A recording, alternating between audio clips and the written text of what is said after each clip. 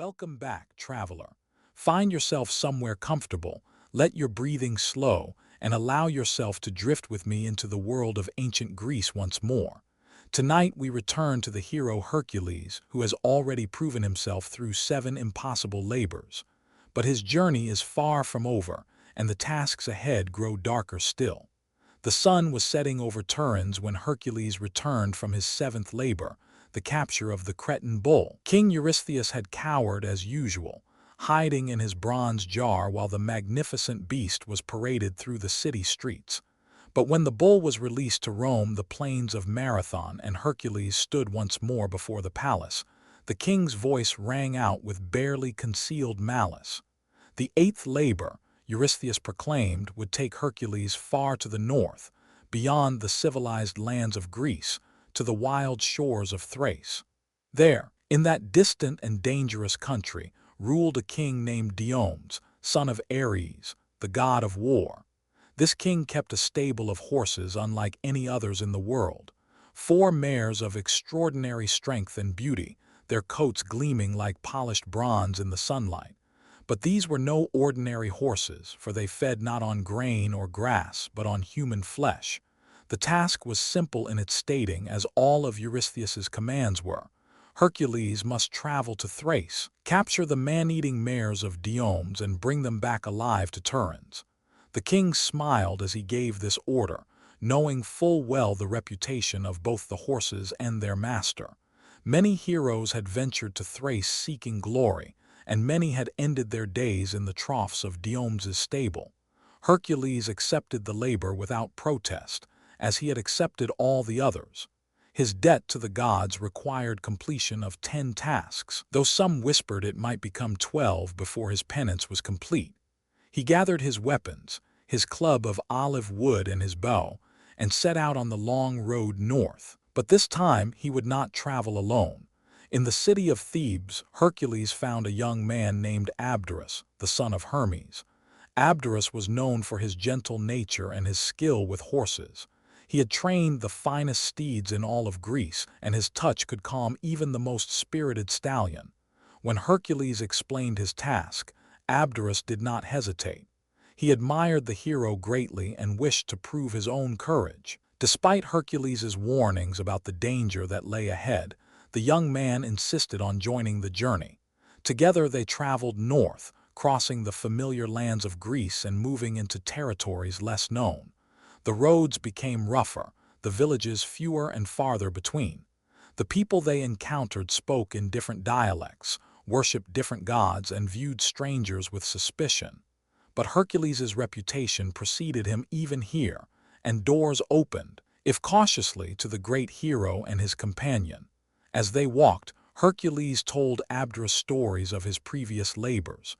He spoke of the Nemean lion and how its pelt now served as his cloak. He described the many-headed hydra and the cunning required to defeat it. He recounted the swift deer of Artemis, the enormous boar of Erymanthus, the endless stables of Augeas, the brazen birds of Stymphales, and finally the wild bull of Crete. Abderus listened with wonder, never tiring of the tales, and in the telling, some of the weight seemed to lift from Hercules's broad shoulders. The landscape changed as they journeyed. The gentle hills of Greece gave way to rougher country. Forests grew thicker and darker. The air carried different scents of pine and snow-touched wind even in summer. They crossed wide rivers and skirted marshlands where strange birds called out warnings. At night, they heard wolves howling in the distance, and once the roar of something much larger that made even Hercules grip his club more tightly. After many days of travel, they came at last to the kingdom of Diomedes. It was a harsh land, beautiful in its wildness but unforgiving. The palace of the king stood on a hill overlooking the sea, its walls built of rough stone that had weathered countless winters. Below the palace, near the shore, stood the stables that housed the infamous mares. Hercules and Abderus approached carefully, observing from a distance.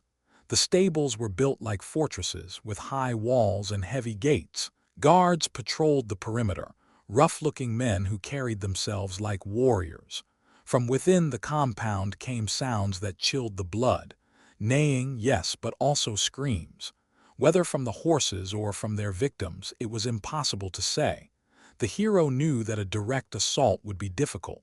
Diomedes kept his mares well guarded, and the king himself was said to be a fearsome warrior, having inherited his father Ares's love of battle. But Hercules had not survived 7 labors through strength alone. He had learned patience, strategy, and the value of choosing the right moment to act. They made camp in a grove of trees overlooking the stables and watched. For 2 days they observed the patterns of the guards, the comings and goings from the palace, and the routines of the stable hands. They saw prisoners being led toward the compound, and they saw the terrible feeding of the mares. The horses were indeed magnificent to look upon, powerfully built with wild eyes that gleamed with an unnatural intelligence. But their beauty was corrupted by their unnatural diet, by the madness that Diomedes had cultivated in them. On the 3rd night, when the moon was dark and the guards had settled into the deepest part of their watch, Hercules made his move. He left Abderus hidden in the grove with strict instructions to stay safe, then crept down toward the stables with the silence of a shadow, despite his great size. Years of hunting had taught him how to move without sound, how to become invisible even in open ground. The hero reached the outer wall and listened. Inside, he could hear the mares moving restlessly in their stalls, their hooves striking stone. He found a section of wall away from the main gate, placed his hands against the ancient stones and began to climb. His immense strength made it look effortless, though the stones were weathered and the handholds uncertain. From the top of the wall, Hercules dropped down into the stable yard. A guard sat nearby, but his head was nodded forward in sleep. Moving quickly now, Hercules crossed to the main stable building. The door was barred from the outside, a heavy beam of oak secured with iron brackets. This was the first indication that the mares were prisoners as much as the people they consumed. Hercules lifted the beam as carefully as if it were made of glass, making no sound as he set it aside. Then he pulled open the stable door and stepped inside. The smell that hit him was overwhelming. Not just the normal scent of horses and hay, but the unmistakable odor of death and decay. The mares kept their stable like a charnel house. The 4 horses stood in the largest stalls Hercules had ever seen. Each mare was separated from the others by walls of stone and iron. They turned as one to look at the intruder, and in the dim light from a guttering torch, their eyes reflected red. They were beautiful and terrible, their coats shining even in the darkness, their bodies perfectly formed. But there was wrongness in them, a corruption that went beyond their diet to something in their very nature. Hercules spoke to them softly, as Abderus had taught him. He used the gentle words that horsemen employ to calm frightened animals. But these creatures were not frightened. They pressed against their stall doors, teeth bared, and those teeth were like nothing in nature. They had been filed to points, turned into weapons, instruments of their master's cruelty. There would be no gentle taming here. Hercules drew forth the chains he had brought, specially forged in the workshops of Hephaestus himself, purchased with the last of his coin. These chains could hold even divine beings, and he prayed they would be sufficient for the mares of Diomedes. The hero opened the first stall, moving with speed born of necessity. The mare inside lunged at him immediately, jaws snapping for his throat. But Hercules was faster still. He caught the horse by its mane and wrestled it to the ground with his tremendous strength. The mare shrieked and thrashed, but he held it down and secured the chains around its neck and legs.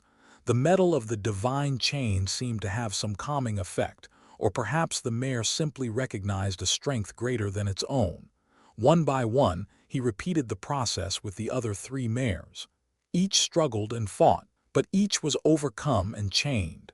By the time he had finished, the commotion had roused the guards. Shouts rang out across the compound. Torches flared to life. The alarm was raised. Hercules gathered the chains of all 4 horses and began to lead them toward the gate. The mares followed now, subdued by the enchanted bonds, though they still rolled their eyes and bared their terrible teeth. The hero reached the main gate just as a dozen guards converged on him, weapons drawn. He could have fought them. He had fought and defeated greater numbers before. But Hercules had grown weary of unnecessary bloodshed. These men were simply following their king's orders. So instead, he threw open the gate with one hand while holding the chains with the other, and he ran. The mares, compelled by the chains, ran with him. Together they burst from the compound and into the night, leaving the shouting guards behind. But Hercules had not counted on the determination of Diomedes himself. The king emerged from his palace, roused by the alarm, and when he saw his precious mares being stolen, his rage knew no bounds. He called for his chariot and his finest warriors. Within moments, a pursuit was organized. Diomedes would not let his prizes go without a fight. Hercules ran through the darkness, the 4 mares running beside him. He headed for the grove where Abderus waited, knowing he needed to get the young man to safety before the battle began. Behind him, he could hear the sounds of pursuit growing closer.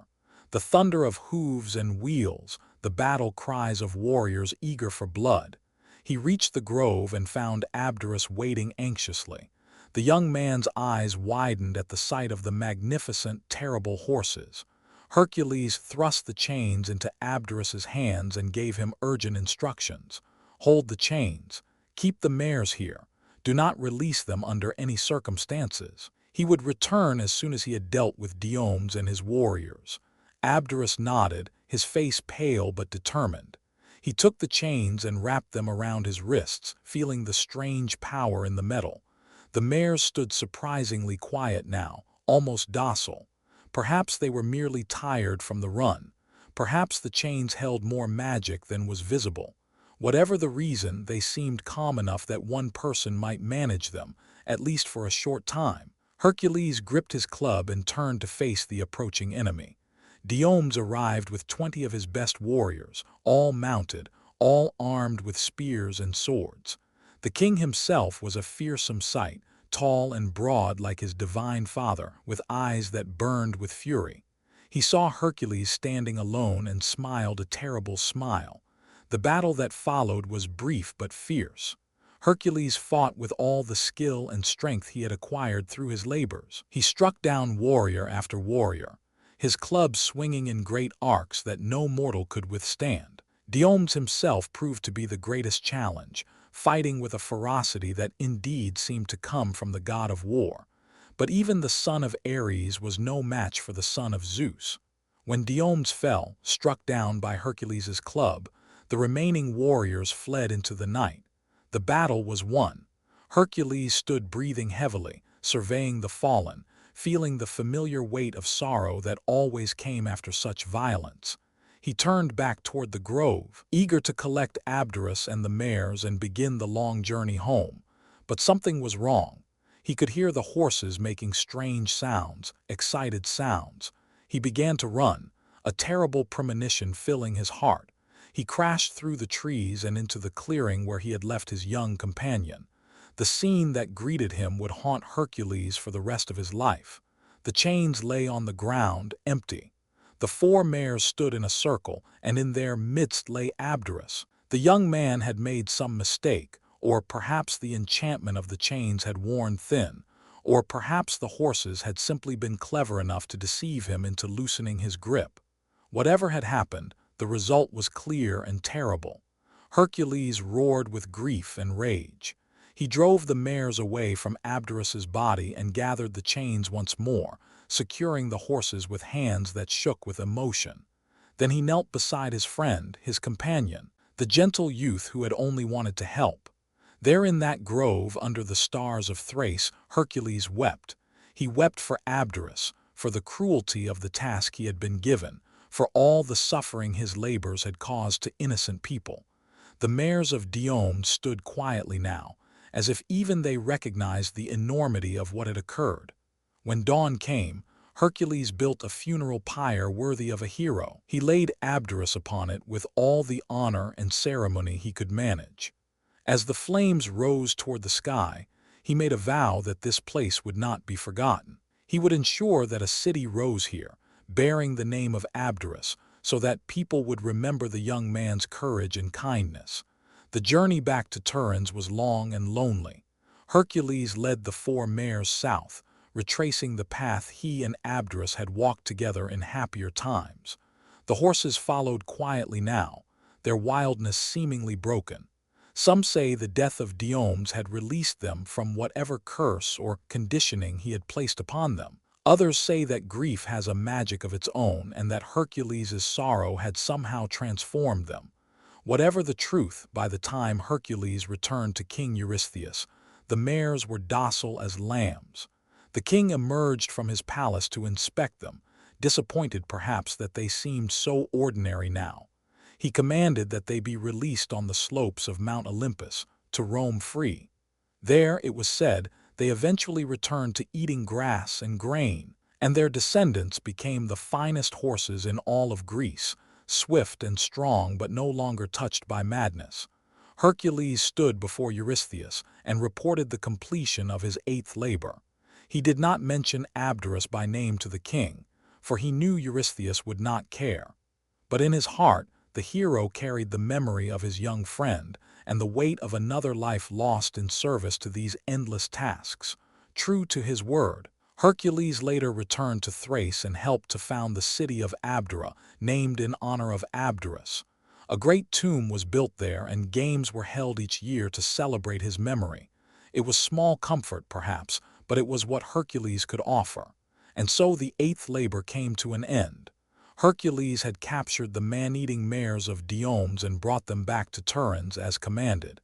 He had faced danger and emerged victorious. But victory, he had learned, often carries a bitter taste. The price of heroism is measured not just in monsters slain but in friends lost, in innocence spent, in the slow weathering of the soul. 4 more labors awaited him, 4 more impossible tasks. But that is a story for another night.